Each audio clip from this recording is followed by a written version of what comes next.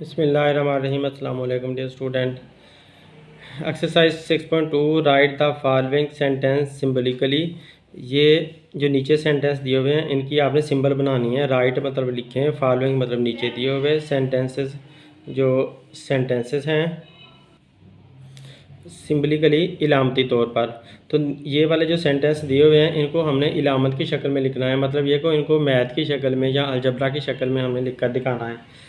The sum of number n, number n को आपने plus करना है। सम का मतलब होता है प्लस करना, ऑफ का मतलब होता है काकी के, नंबर्स का मतलब है जो नंबर्स होते हैं, मतलब ये कि 1 2 3 4 वगैरह 1 2 3 4 वगैरह जो नंबर्स होते हैं वो उनको एन से ज़ाहिर किया उसने।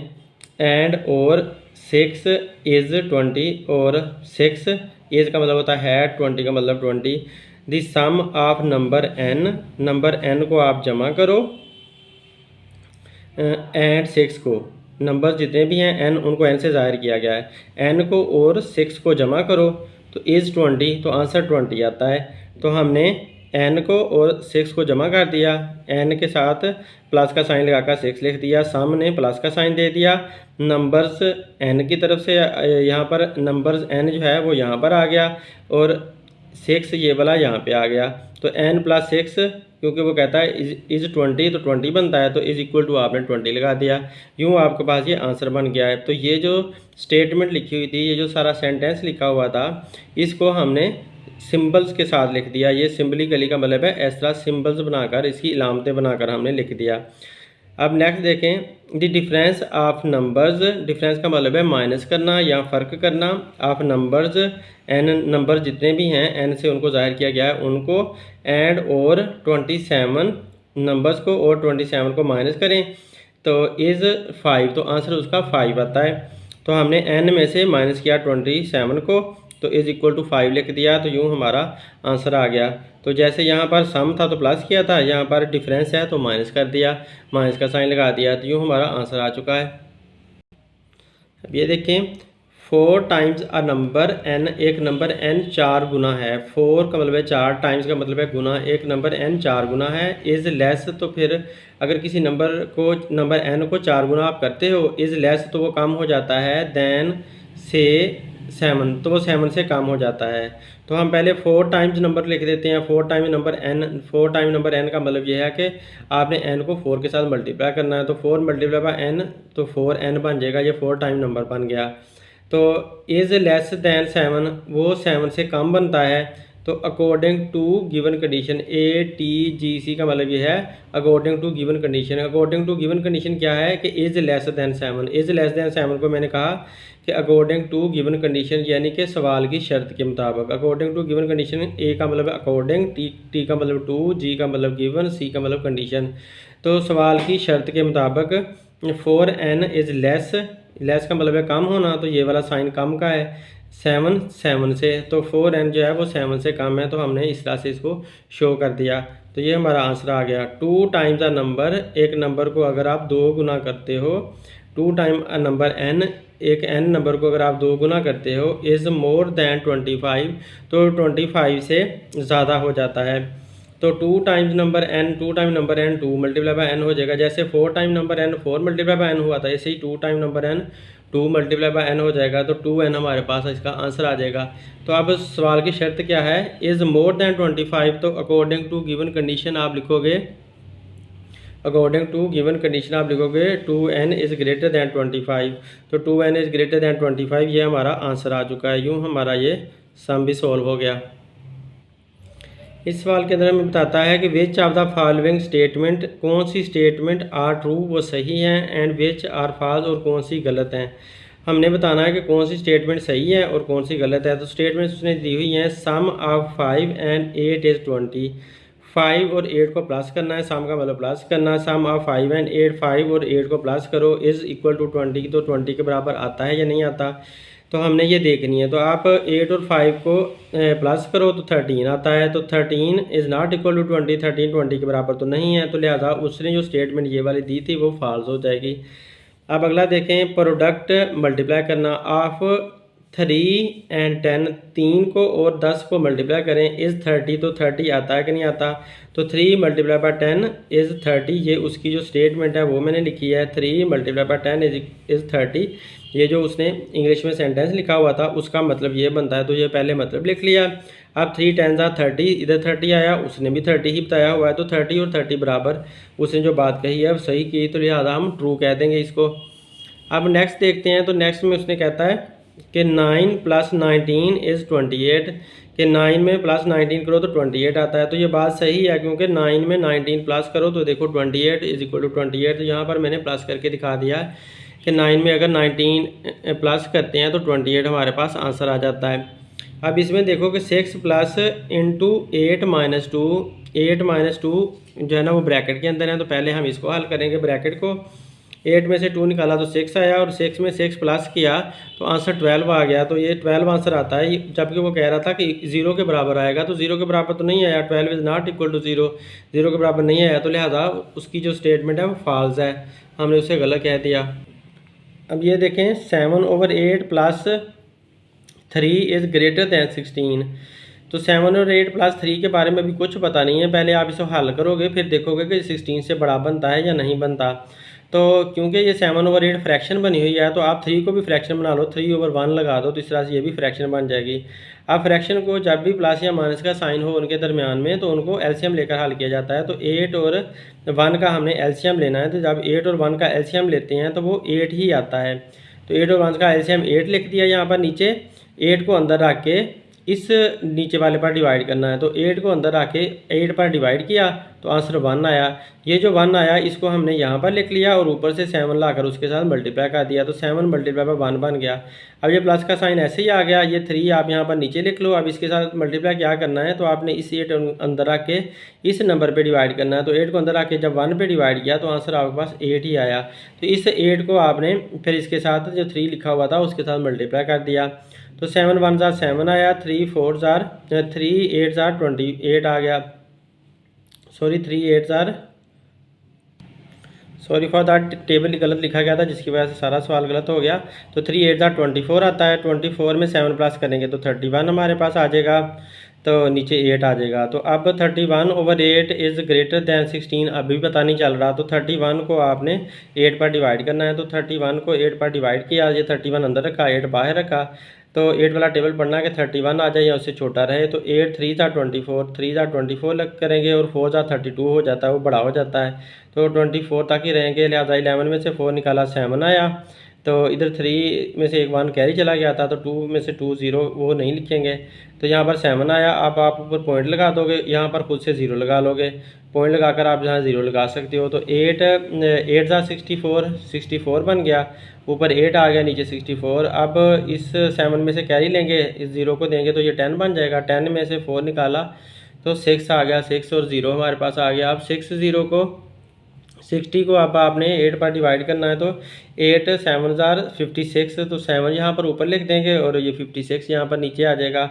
अब 0 में से 6 निकालो तो 4 आ जाता है, सॉरी 0 में से नहीं, 10 में से 6 निकालो, इधर से कैरी लिया ना तो 10 बन गया। 10 में से 6 निकाला तो आपको 4 मिल गया और 0 आपने खुद से लगा ली। तो आप 8 वाला टेबल पढ़ें कि 40 आ जाए या उससे छोटा रहे, तो 8 5 जार 40, तो 5 के साथ 40 आ जाता है, लिहाजा 40 माइनस 40 किया तो आपके पास आंसर इसका 0 0 हो गया। तो यूँ ये यहाँ पर आकर ये डिवाइड हुआ है और इसका आंसर 3.875 आया है। तो 3.875 हमने इसको डिवाइड करके ये आंसर लिख दिया। अब 3.857 है और इधर 16.0 है, तो 16 बड़ा है और 3 जो है वो छोटा है। तो वो कह रहा था कि 3.875 इज़ ग्रेटर दैन 16, तो ग्रेटर तो नहीं है, ये बात गलत है, तो लिहाजा उसकी बात गलत होगी। इस वजह से हम इस जो उसकी जो स्टेटमेंट थी उसकी स्टेटमेंट को आप फॉल्स कह दोगे, तो लिहाजा उसके साथ ये मैंने फॉल्स लिख दिया। तो यूँ ये सम सॉल्व हो गया। अब नेक्स्ट देखते हैं, अगला क्वेश्चन है। अगले क्वेश्चन में वो हमें कह रहा है कि right the values of unknown, जो नामालूम चीज़ है ना उसकी वैल्यू बतानी है, उसका बताना है कि वो क्या नंबर उसका बनता है। विच सेटिस्फाई द स्टेटमेंट, जो इस स्टेटमेंट को बिल्कुल सेटिस्फाई कर दे, यानी कि इस स्टेटमेंट ये वाली स्टेटमेंट उसके साथ मैच हो जाए, आपने इस तरह से वैल्यू फाइंड करके बतानी है।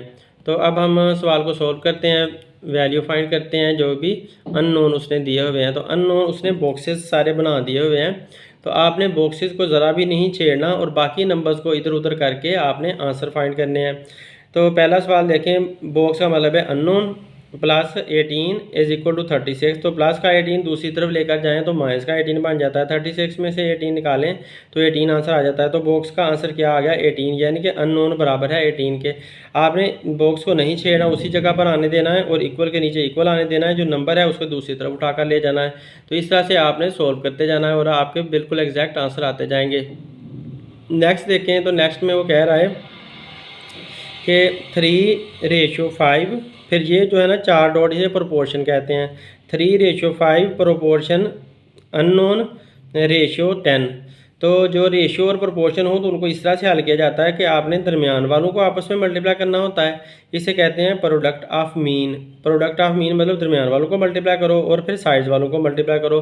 साइड वालों को मल्टीप्लाई करने का होता है मतलब प्रोडक्ट ऑफ एक्सट्रीम। तो पहले आप प्रोडक्ट ऑफ मीन यहाँ पर लिख लो। तो प्रोडक्ट ऑफ मीन का मतलब है 5 मल्टीप्लाई बाय बॉक्स। तो 5 को बॉक्स के साथ मल्टीप्लाई कर लिया, इसको यहाँ पर लिख लिया, फिर इक्वल का साइन लगाया और फिर 3 को 10 से मल्टीप्लाई कर लिया। तो 3 को 10 से मल्टीप्लाई करके आपने इक्वल साइन के बाद में लिख दिया। अब 5 जो है बॉक्स के साथ मल्टीप्लाई हो रहा है, क्योंकि ये इस तरफ मल्टीप्लाई हो रहा है तो दूसरी तरफ जाकर डिवाइड हो जाएगा, तो लिहाजा 5 इधर नीचे चला जाएगा। नीचे लिख देंगे 5 को और अब आपने काटना है, तो काटने के बाद आपने आंसर लिख देना है। तो 5 1 ज़ार 5, 5 2 ज़ार 10। तो ये 5 भी 5 पे डिवाइड होता है और 10 भी 5 पे डिवाइड होता है। तो 5 को जब 5 पे डिवाइड करो तो आंसर 1 आ जाता है और 10 को 5 पे डिवाइड करो तो आंसर 2 आ जाता है। तो लिहाजा इधर नीचे 1 लिखने का कोई फ़ायदा नहीं है हमें, तो लिहाजा 10 की जगह पर हमने 2 लिख दिया। तो 10 को काट कर जब हमने 2 बनाया तो ये 5 को 5 1 ज़ार 5 हमने लिखा। अब ये 3 मल्टीप्लाई बाय 2, 3 मल्टीप्लाई बाय 2 हमारे पास आ गया। बाकी नीचे 1 नहीं लिखने के, उसका हमें लिखने का फ़ायदा नहीं है, क्योंकि किसी भी चीज़ को 1 पे डिवाइड करो तो आंसर वही रहता है। 3 multiply by 2 is equal to 6। तो 6 हमारे बॉक्स का आंसर आ गया। तो अब भी आपने देखो बॉक्स एक तरफ ही रखना है, इक्वल के नीचे इक्वल आता जाएगा और दूसरी तरफ हमारा सारा क्वेश्चन सॉल्व हो जाएगा। अब अगला इसका पार्ट देखो, तीसरा पार्ट इसका।